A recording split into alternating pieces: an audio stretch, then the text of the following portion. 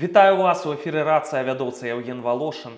У колах дымсілаў за межамі Беларусі, ведаеце, ад дзеякіх дзеячоў з'явіліся такія наратывы, што аказваецца Лукашенко нармальны мужик, што перад наступнымі выбарамі не трэба злаваць дзеда, трэба вось граць на хітрасць, атрымаць мільярд даляраў, знайсці там новага кандыдата і абхітрыць хітрыца.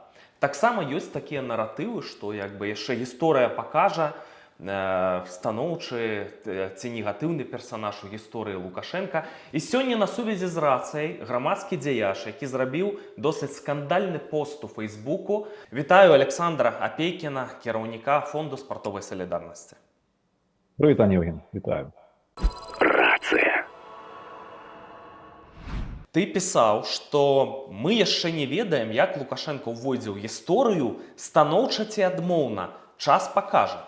І от я хачу ў цябе спытацца, так? На досведзе апошніх гадоў, што бачу я, так? Поўнае парушэнне заканадаўства ўнутры краіны, беспрэцэдэнтнае. Уцягванне Беларусі ў вайну, што такая трагедыя гістарычнага маштабу здарылася з беларускай тэрыторыяй. У Беларусі адбываецца этнацыд, і я бы сказаў генацыд, таму што у вязніцах гінуць людзі. І хачу ў цябе спытацца, а што яшчэ можа паказаць гісторыя, што ты меў на ўвазе? Што тычыцца усяго таго, што ты сказаў, тут трэба, мне здаецца, разважаць у больш такіх гістарычных катэгорыях, да? Бо так, ёсць, конечно, натуральна ўнутраныя праблемы, але калі мы ставім прыярытэтам на сённяшні момант захавання беларускай дзяржаўнасці, а я неаднойчы казаў, што якраз такі незалежнасць Беларусі з'яўляецца галоўным прыярытэтам беларускай нацыі увогуле. Галоўным прыярытэтам. І калі ў сённяшніх такіх складаных геапалітычных умовах, а калі мы прааналізуем усё тое, што адбывалася там, мовна кажучы, нават там з 90-х гадоў па сённяшні дзень, там перыяд 20-х гадоў, гэта ўсё ж такі былі складаныя геапалітычныя умовы.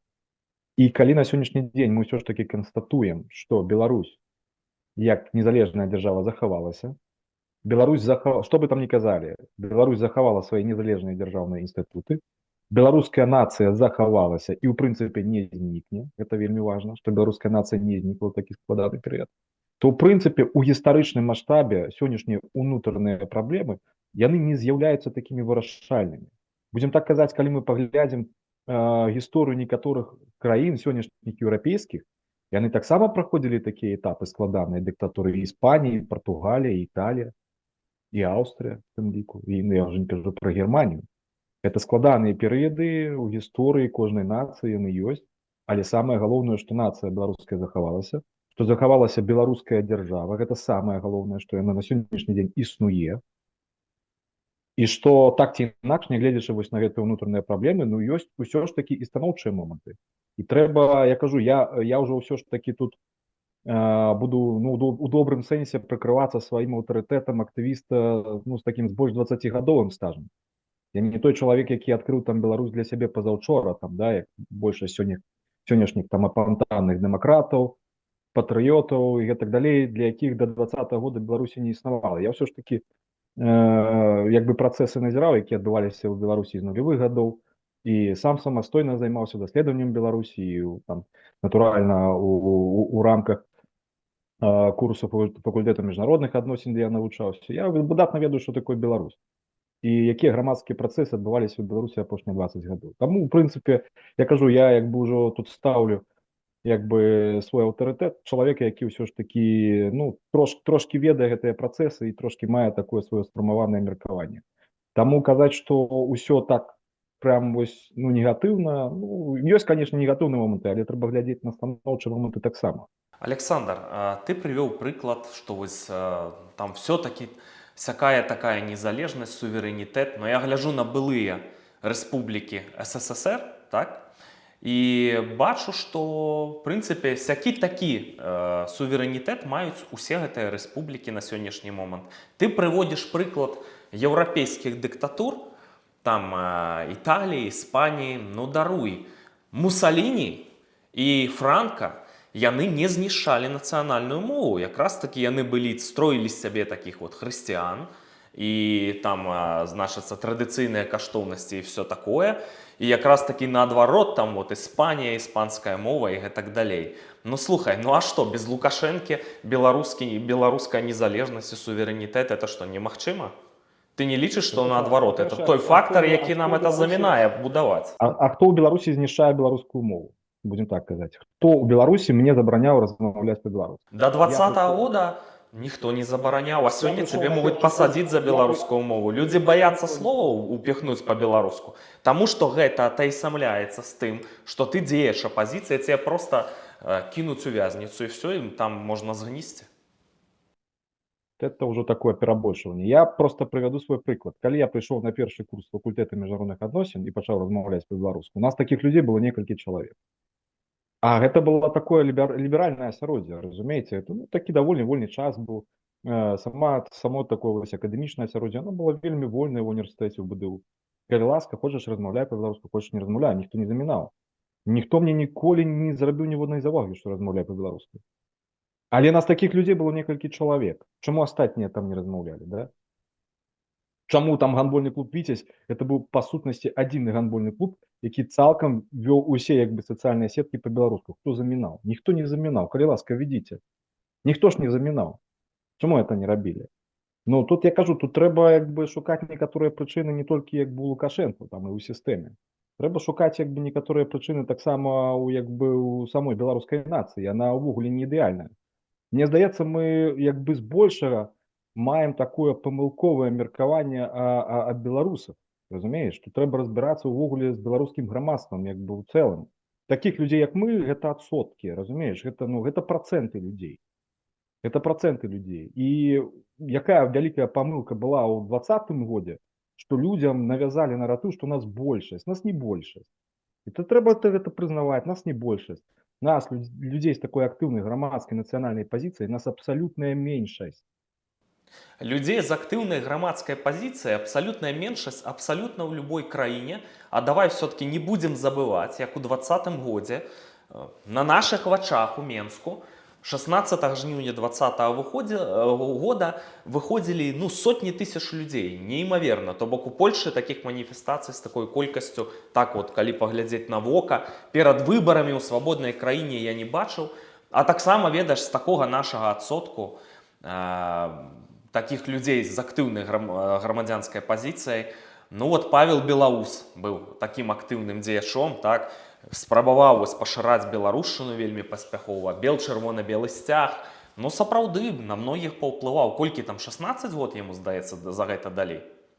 Здаецца, прысуд быў 16 год. Алесь Пушкін быў беларусіфікатарам, так, культавы чалавек, які застанецца ўжо ў гісторыі, я лічу, культавым мастаком. Забілі ў вязніцы. Таму я лічу, трэба быць вот з гэтымі наратывамі, там нас меншасць і большасць, асцярожным. І штосьці мне все-таки падказвае па досведзе до 2020 года, што ў беларускім грамадстве абсалютна беларуская мова віталася, не было ніякіх праблем, толькі перавага. А вось што тычыцца асяродка ўлады, гэта атаясамляецца, што ты апазіцыя, ты вораг, цябе трэба згнаіць. Дыскусійнае пытанне, окей. Я пра другую рэч. Але гэта палітычная барацьба, разумееце? Это палітычная барацьба. І я магу такую даволі рэзкую такую рэч скажу. Але я у прынцыпе упэўнены, што амаль што кожны палітык, нават самы ліберальны і дэмакратычны, які б апынуўся ў 90-х годах на месцы Александра Лукашэнкі, ён у прынцыпе рабіў бы прыблізна тое ж самае. Прыблізна тое ж самае рабіў бы. Бо ён бы апынуўся ў такіх жа геапалітычных умовах, бо ён бы апынуўся ў такіх самых эканамічных умовах, бо ён апынуўся ў тым же самым грамадстве. Грамадства такое, разумееце, это не тое, што там вось адзіны палітык ён навязвае волю. Александр Лукашенко, ён таксама прыстасоўваецца да грамадства і да асяроддзя. Ён прыстасоўваўся паступова. Паступова пазнаючы, што такое Беларусь і беларусы. І палітыкі, якія атачалі Александра Лукашенко, сам Лукашенко, яны прыстасоўваліся да гэтага грамадства. Часам дзеянні людзей яны тлумачыліся тым, што такія былі абставіны. Ты лічыш, Александр, што любы там ліберальна-дэмакратычны палітык дапусціў бы нападу на Украіну з нашай тэрыторыі? І тое, што мы сёння перажываем жудасную, я лічу, дэмаграфічную катастрофу, даходзяць дзейкія звесткі, што зараз у Беларусі, вялізнай краіне, ну не вялізнай, ну вельмі вялікай па еўрапейскіх мерках, жыве блізу 8 мільёнаў чалавек. Вайны не трэба, каб панесці такія страты. Што это любы гэта дапусціў? Что значит допустил? Что значит допустил? Беларусь была по сутнасці акупаванай. Что значит допустил? Вось Лукашенко метадычна з 90-х год да этой сітуацыі даводзіў, здаючы беларускі суверэнітэт за нафту. А что значит здаючы беларускі суверэнітэт? Якім чынам беларускі суверэнітэт здадзен? Якім чынам беларускі суверэнітэт адрозніваецца ад суверэнітэту Арменіі, там, Грузіі, напрыклад, Казахстана? Чым адрозніваецца ад суверэнітэту Літвы, напрыклад, дзе таксама ёсць там базы НАТО, умоўна кажучы, ці Польшчы? Чым гэта адрозніваецца? Просто патлумач мне, як чалавеку з паліталагічнай адукацыяй. Ну, чым, якая розніца? Ну, это просто, гэта якраз такі ёсць наратывы, да, што вось беларускі суверэнітэт быў здадзены. У яго выбару не было.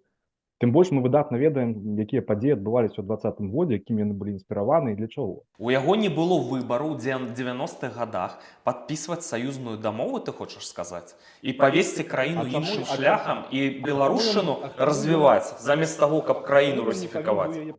Давай так, а чаму ён не павінен быў яе падпісаць? Чаму? Ну, а для таго, каб не ўцягваць Беларусь, разумееш, у гульню з беларускім суверэнітэтам і не падсаджвацца на расійскую нафту. Адныя краіны падпісывалі адныя дамовы, да, інтэграцыйныя, іншыя краіны падпісвалі іншыя інтэграцыйныя дамовы. Калі мы кажам пра нацыянальныя інтарэсы Беларусі, да, я там з кімсьці спрачаўся, адным з нацыянальных інтарэсаў Беларусі быў названы якраз такі эканамічны дабрабыт. Так от, калі мы кажам пра эканамічны дабрабыт, то вось якраз такі гэты дабрабыт, якімі мы як бы мелі ў нулявых, там у 10-х годах, ён быў пабудаваны якраз такі за кошт таго, што Беларусь як бы мала вось гэтай інтэграцыйнай адносіны. Мы яшчэ гэта называем шарка-шкварка. Расійскай Федэрацыі. Ну, так, а да чаго эта вся сітуацыя давяла, вы можете сёння пачытаць савецкую Беларусі Белта, знайдзіце мне беларускамоўны матэрыял. Александр, я ведаю, што давай няхай гледачы, ну, у каментарах напішуць проста, што яны думаюць пра нашу дыскусію. Я змяшу у апісанні да гэтага матэрыяла, я тут трошкі выдзіраю з кантэкста зараз сказанае. Пост быў пра іншае, так? Усю поўную версію гэтага паста, каб проста людзі маглі аб'ектыўна яго пачытаць, поўны змест гэтага паста, ну і выказаць сваё меркаванне. Я яшчэ хачу ў цябе спытацца датычна гэтага паста, так? Ён, то бок Лукашенко, і ягоная сістэма навучыла нас дзяржаўнаму мысленню, персанальнай адказнасці, стварылася адказнае пакаленне, здольнае на высокую самаарганізацыю, ну і гэтак далей, што стварылася шырокае кола падрыхтаваных кадраў для мясцовага самакіравання. А што? У іншых краінах няма тых кіраўнікоў райвыканкамаў, там, гмінаў у Польшы і гэтак далей. Дзесьці это адрозніваецца? Это такая заслуга Лукашэнкі, а не беларускага народа? Можаш патлумачыць думку? Я кажу, я не выступаю тут адвакатам Лукашэнкі, у прынцыпе, я адзінае, да чаго я ўвогуле імкнуся ў сваіх пастах і сваіх выказваннях, гэта проста пазбавіць беларусаў ад ілюзій. Як беларусаў, якія існуюць там па адзін бок ідэалагічны, так і беларусаў, якія існуюць па іншы ідэалагічны бок. Бо ісціна яна па сутнасці дзесьці пасярэдзіне, будзем так это казаць. Але на сённяшні момант, я кажу, мы павінны канстатаваць некаторыя аб'ектыўныя рэчы. Першае, што беларуская дзяржаўная сістэма функцыянуе эфектыўна. Эфектыўна. Бо тое, пра што мы кажам, там палітычныя рэпрэсіі, там, да, там пазбаўленне палітычных свабодаў і так далей, гэта толькі палітычны аспект жыцця дзяржавы. А ёсць іншыя аспекты жыцця дзяржавы. І вось гэтай тэмай, якую мы зараз як бы абмяркоўваем, гэтай тэмай цікавіцца вузкае кола людзей. А большая частка беларусаў, большая частка грамадства, яна жыве зусім іншымі інтарэсамі. І для іх важны зусім іншыя прыярытэты. Гэта бяспека. Яна ў Беларусі на даволі высокім узроўні. Грамадская бяспека.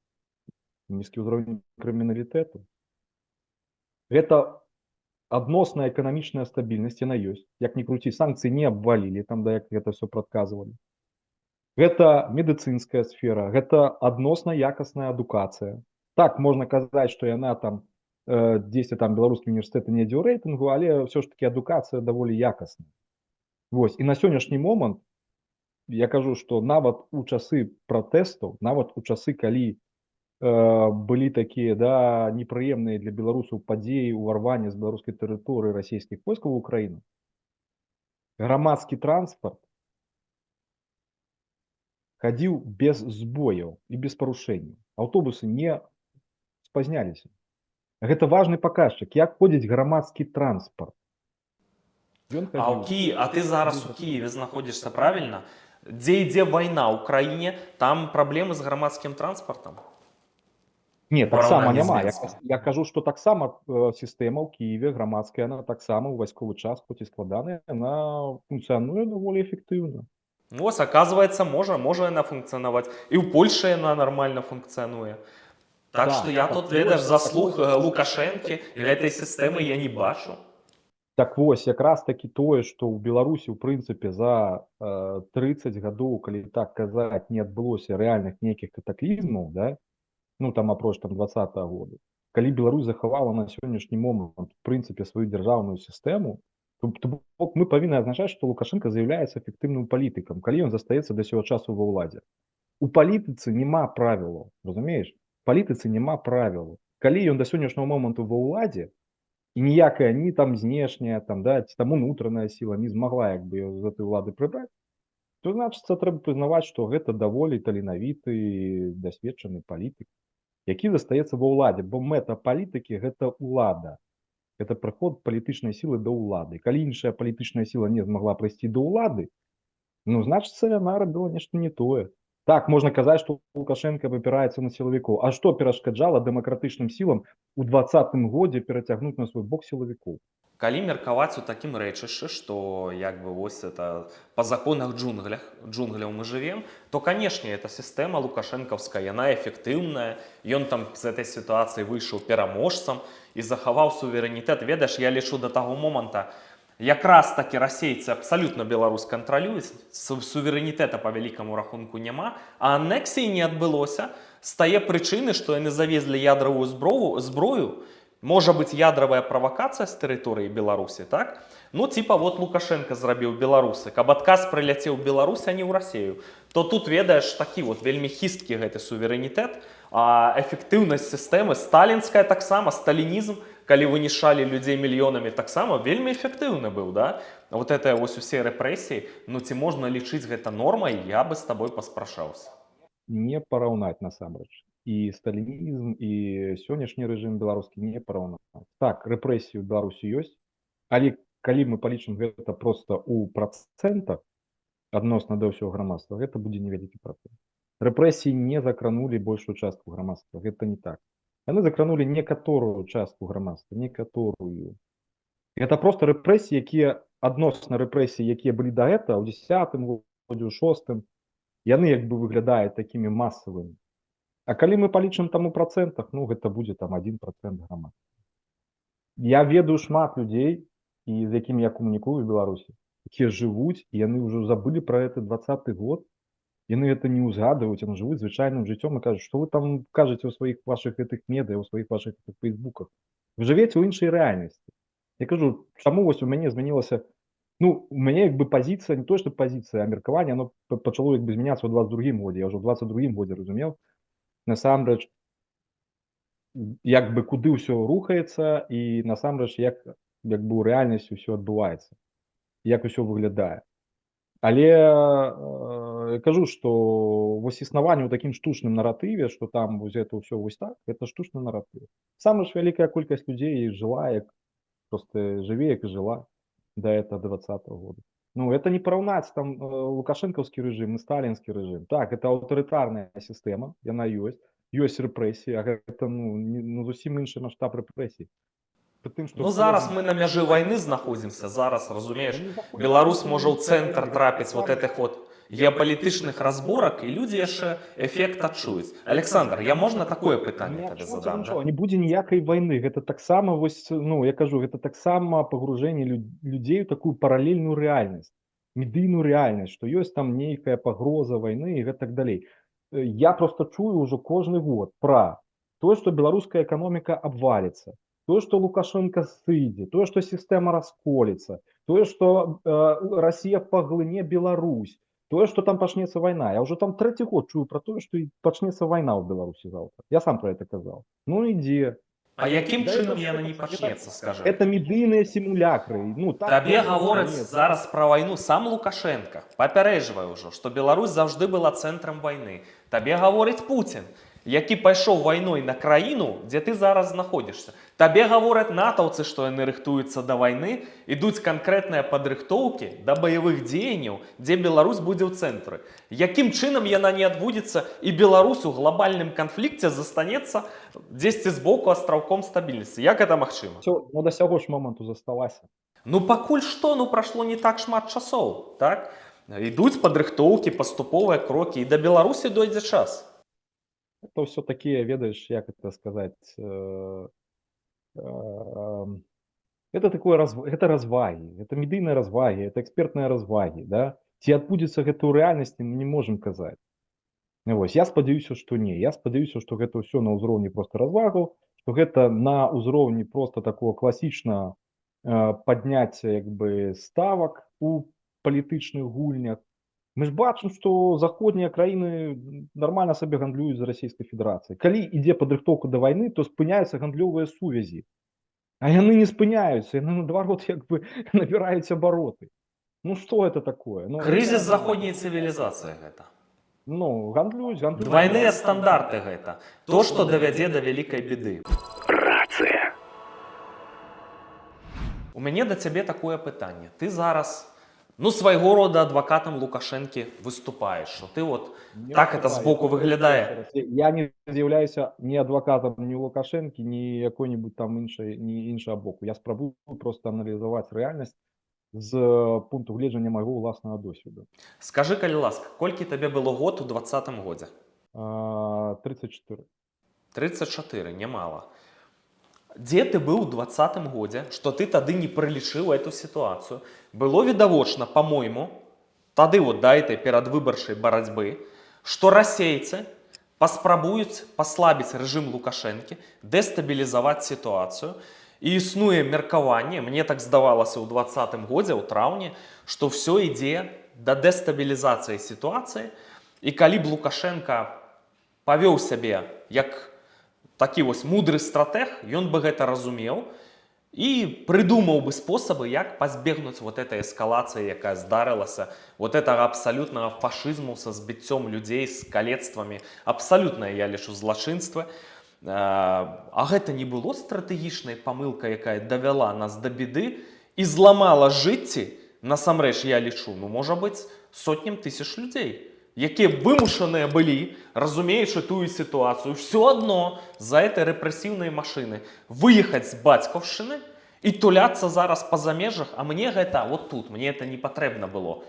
І маім дзецям я хачу, каб яны выраслі беларусамі. Ці можна сёння, пасля ягоных гэтых жудасных памылак стратэгічных, з-за ягонага гэтага эга, ну, нейкім чынам вот так ацэньваць рэальнасць, што это як бы і нармальная сітуацыя? Не, ситуация, конечно, ненормальная, але ты правильно все сказал, что 20-й год, конечно, шмат хто з таких досведченых людей все ж таки пролічыўся. Я таксама, як бы, да, не вельмі паступова, як бы, уже будаваў сваю карціну, бо нейкі час я просто выйшаў там з грамадскага жыцця, ось, і, умоўна кажучы, да, там 7 жніўня, будзем так это казаць, фактычна не назіраў за сітуацыяй.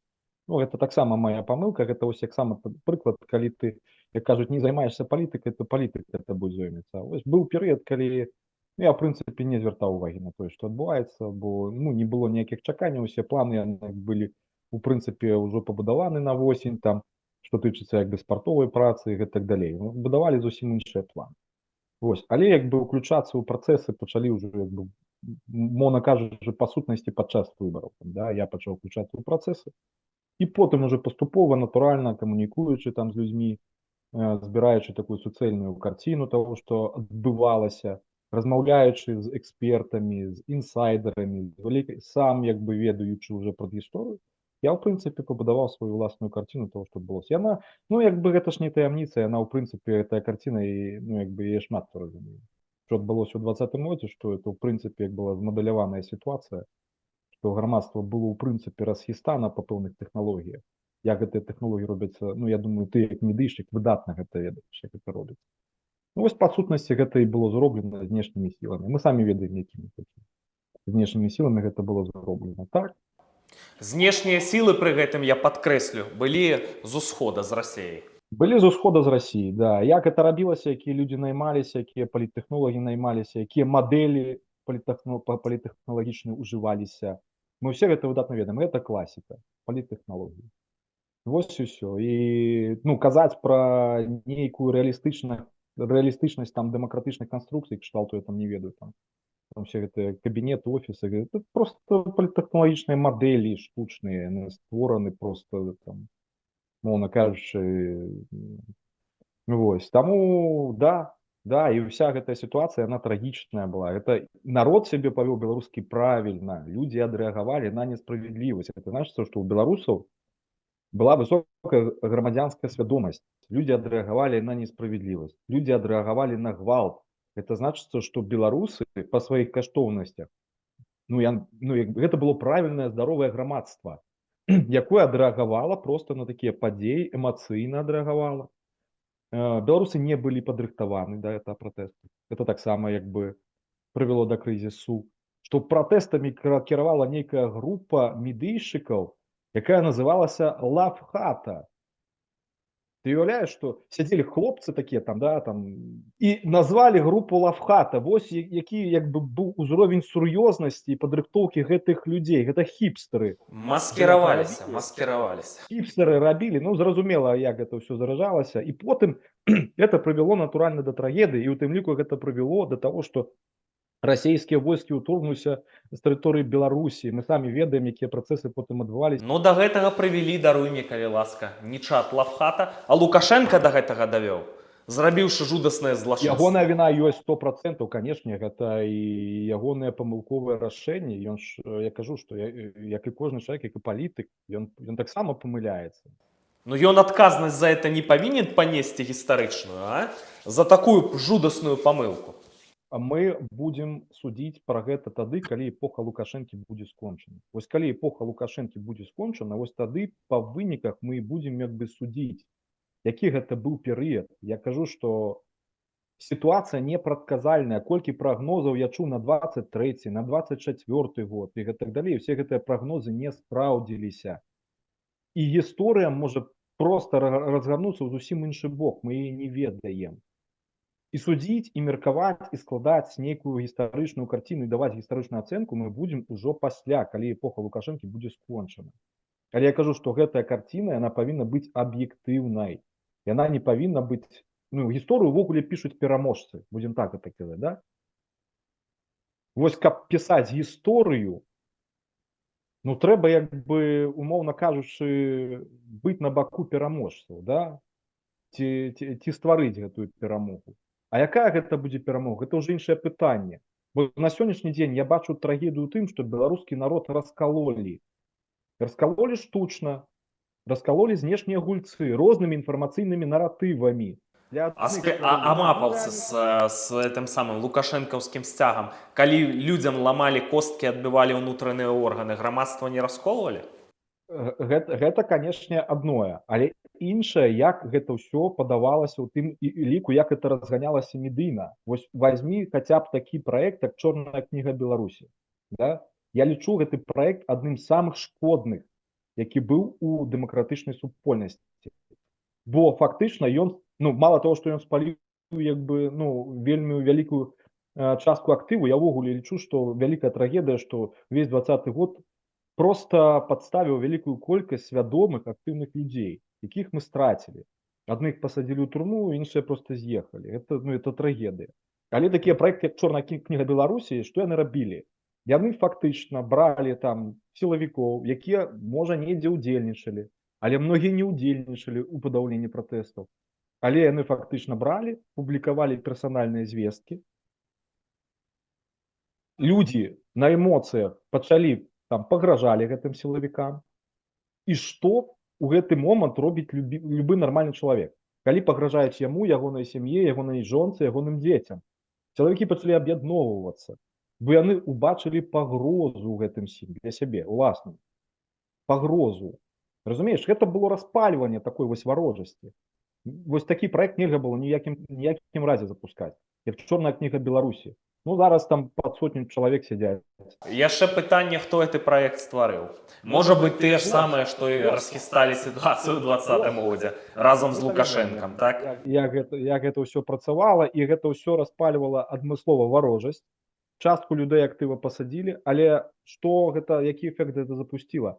Гэта просто запусціла вось такое як бы калектыўнае, да, жаданне сілавікоў просто захаваць сябе, ну, сябе ў бяспецы. Людзі пачалі просто выкарыстоўваць тыя сродкі, якія ў іх ёсць для таго, каб просто захаваць. Яны атрымлівалі паведамленне, ну вось уяві, ты атрымліваеш паведамленне, што цябе заб'юць там, хату твою спаляць, дзяцей тваіх спаляць. Я такіх паведамленняў не пісаў. І ў ацэнках быў стрыманы. І вось у мяне сёння пытаецца мой сын: тата, а чаму мы жывем не дома? Я хачу дадому. Мой беларускамоўны сын. Хто вінаваты? Хто вінаваты в этой ситуации?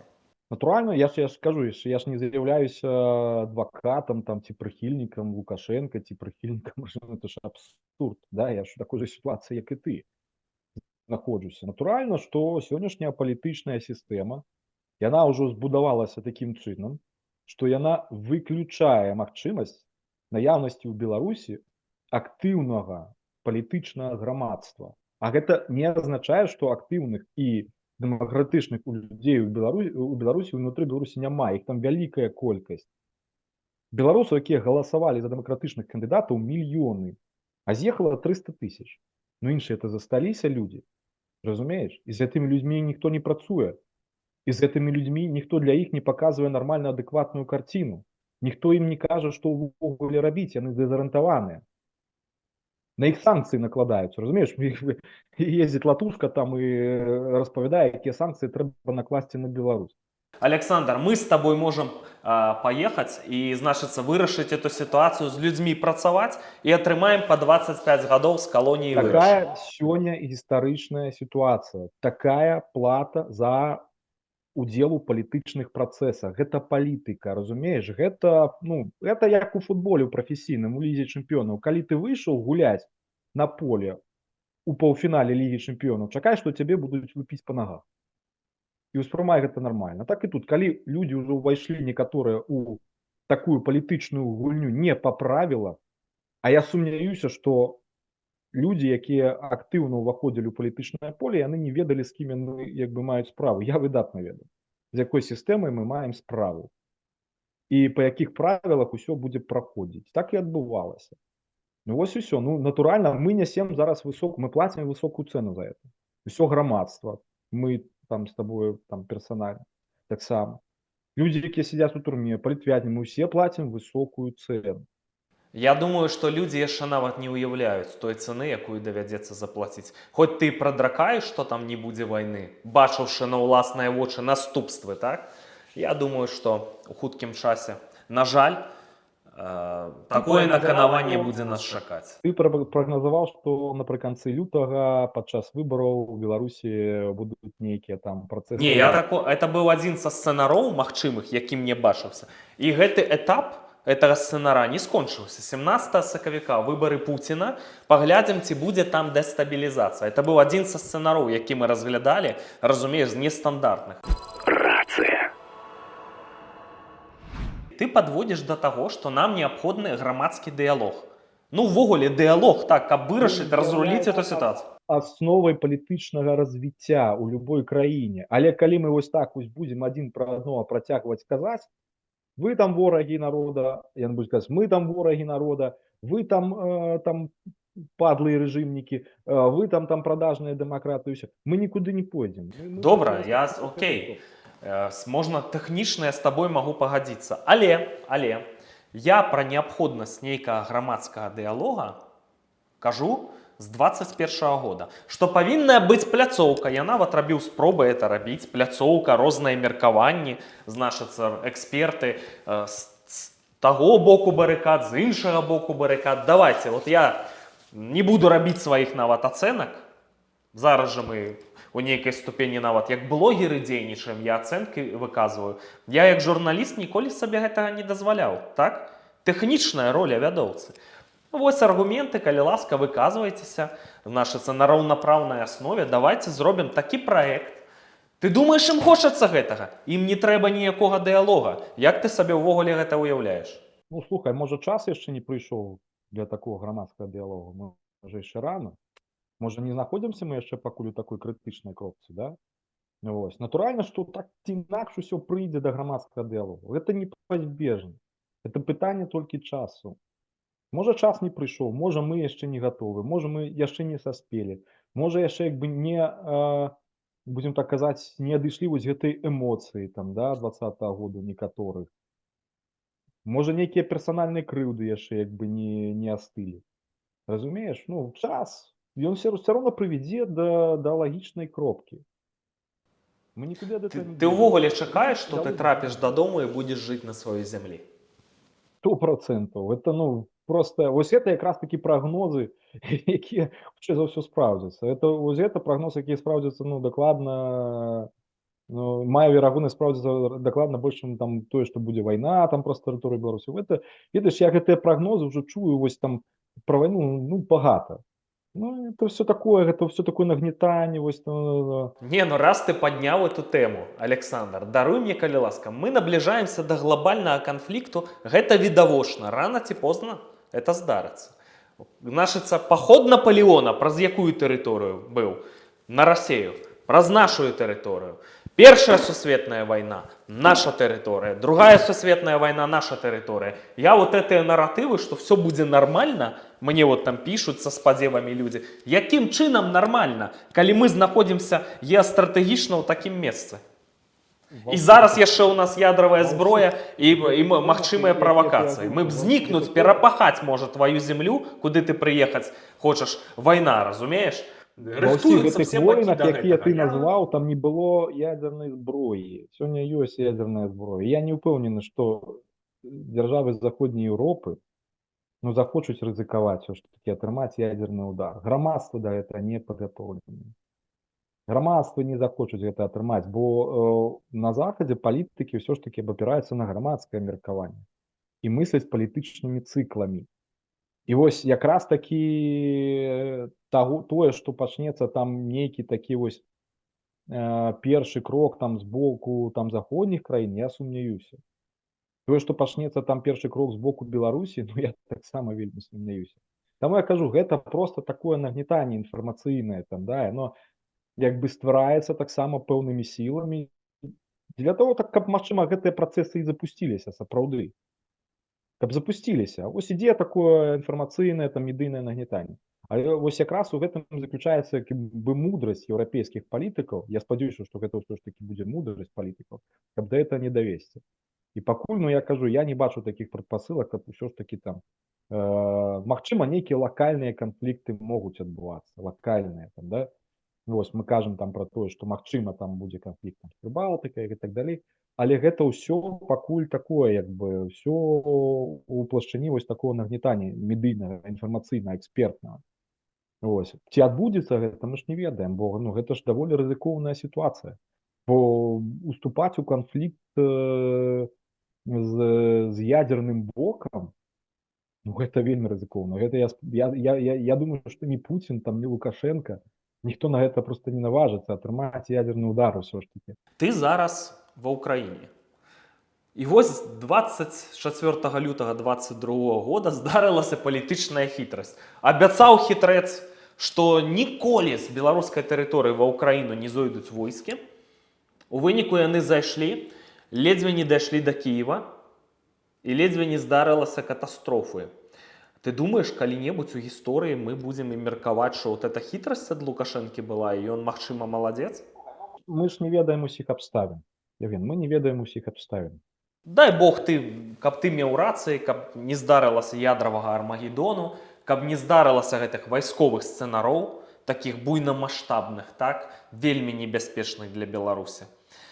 Захаду на Беларусь, на важнасць вот этого беларускага балкону, вот мудрым заходнім палітыкам, это не важна Беларусь, так? Расія, ну, ты сам бачыш, што ў Беларусі адбываецца. Русіфікаваная Беларусь, і нічога добрага там не адбываецца. Краіну мы так ці інакш губляем прямо на нашых вачах. Беларушчына Ну, у якім вынішчаецца. сэнсе Якія ты вынішчаецца? ўвогуле пры Як такім вынішчаецца? раскладзе справаў бачыш Немагчыма станоўчыя вынішчыць, сцэнары? не так проста вынішчыць памяць народа. Гэта вельмі цяжка робіцца. Гэта не змаглі зрабіць нават у расійскай імперыі за 200 гадоў, разумееш? Ну не так гэта хутка робіцца. Ну, Ну, такі некаторыя зараз народы амаль што вынішчаныя пад корань, як а чукчы, напрыклад. Не, это, ну, я кажу, это ўжо зусім як бы такая, ну, такі зусім апакаліптычны нейкі сцэнарый насамрэч, да, што беларусы там як чукчы як бы растварацца там. Ну не растварацца, ну як чукчы, бо хапае, па-першае, ўсё ж такі беларускамоўнага наратыву, хапае. І на Дзе, прасторы інтэрнэта людзі дзе жывуць яго, ў скажы такім мне, узорці. хапае ў Беларусі? Дзе? От я праглядаю Белту, праглядаю савецкую Беларусь, ніводнага беларускамоўнага матэрыяла, тэлебачанне там іхнае, ніводнай праграмы не бачу. Дзе якое-небудзь УНТ, яны проста прадалі беларушчыну. Дзе ты бачыш беларускамоўны наратыў, там унутры Беларусі. Беларуская моўная моладзь у Беларусі існуе? Існуе. Я гляджу TikTok, там хапае беларускамоўных людзей, якія вядуць, там здымаюць ролікі, у Мінску сядзяць, там у іншых гарадах здымаюць свае там ролікі на беларускай мове. Это контент. Так, магчыма, яго там не так багата, як гэта было, напрыклад, там у сярэдзіне 10-х гадоў, да? Бо, ну, такі росквіт адносны там, ён, ну, як бы беларушчыны, ён пачаўся з 15-го года. Дарэчы, вось пра гэта таксама трэба размаўляць. Бо з 15 по 20 год, ну, увогуле там, калі ласка, там всё, БЧБ сцяг прадаваўся ў Мінску ў цэнтры. Ну, я кажу, што некаторыя рэчы ніхто не забараняў рабіць, калі ласка, чаму іх не рабілі? Чаму гэта тады не было каштоўнасцю? Чаму, я кажу, чаму мы рабілі беларускамоўны клуб гандбольны, чаму з мяне кпілі? І рагаталі мае там калегі там ці там калегі з іншых відаў спорту, там мои там калегі-маркетолагі, дырэктары, казалі, ну, што такое? Нафиг вам это патрэбна? Не так проста знішчыць нацыю і знішчыць ейную памяць. Зараз такі перыяд. Я пагажуся тут цалкам з Яноном Станіславовичем Пазняком, які сказаў, што хутчэй за ўсё гэты час нам прыйдзецца проста перажыць. Проста перажыць гэты час. І застацца беларусамі ў гэты час складана. Зразумець, што мы зараз фактычна ў такіх вось гэтых жернавах геапалітычных мы нічога не зробім, і адзінае, што мы можам рабіць, гэта захаваць саміх сябе, захаваць сваю культуру, захаваць сваю памяць, увайсці ў такі стан партызанаў, разумееш? Беларусы партызаны. Вось сёння я адзіную параду, напэўна, дам усім беларусам унутры, гэта проста прыняць сябе як партызана. Днём спакойна хадзіць на працу, на дзяржаўную працу, там, хадзіць у кабінеты, у райвыканкамы, дзе там людзі працуюць. А ўвечары разумець выдатна, што гэты час складаны, але я захоўваю сваю ідэнтычнасць, я вывучаю сваю мову, я ведаю, адкуль я, хто я ведаю сваю памяць, я ведаю сваіх гістарычных герояў, я ведаю свае гістарычныя сімвалы. Я чакаю моманту. Это і ёсць такая партызанская свядомасць. Сёння так, сёння такі час, каб выжыць, магчыма, прыйдзецца вялікай колькасці беларусаў проста прыстасавацца. Як гэта было і ў перыяды там былых войнаў, былых канфліктаў, прыйдзецца прыстасавацца, каб выжыць.